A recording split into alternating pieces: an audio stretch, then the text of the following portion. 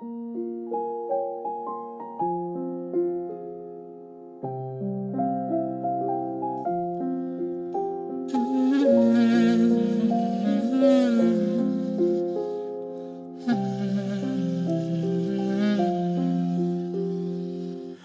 dəfə yağış yağanda yazıram sözlərin gəlir. Baxıram sən gələn yerə, elə bil izlərin gəlir. İlk dəfə baxdığım kimi gözümə gözlərin gəlir. Yenə xatırlayıram mən səni qəm pəncərəsində. Darıxdın bəlkə də mənsiz, yenə gözlərin ağlayır. Fikrin xatirə dəftərin kövrələrək varaqlayır. Bir tərəfdən yağış yağır, bir tərəfdən yar ağlayır. O mənim yolum gözləyir, damlalardan soraqlayır. Bir tərəfdən yağış yağır, bir tərəfdən yar ağlayır. O mənim yolum gözləyir, damlalardan soraqlayır.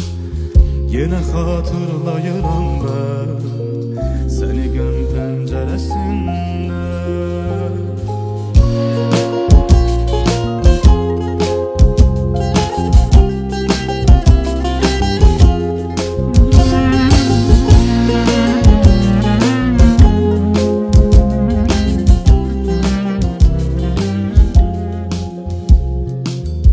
Yağışın pıçıltısında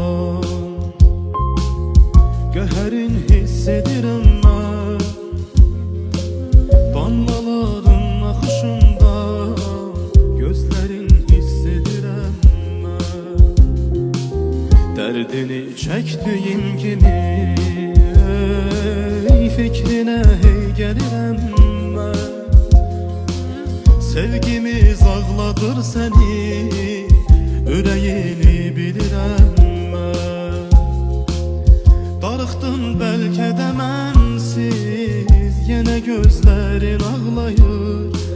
Fikrin xatirə dəftərin kövrələrək varaqlayır. Bir tərəfdən yağış yağır, bir tərəfdən yar ağlayır. O mənim yolum gözləyir, damlalardan soraqlayır.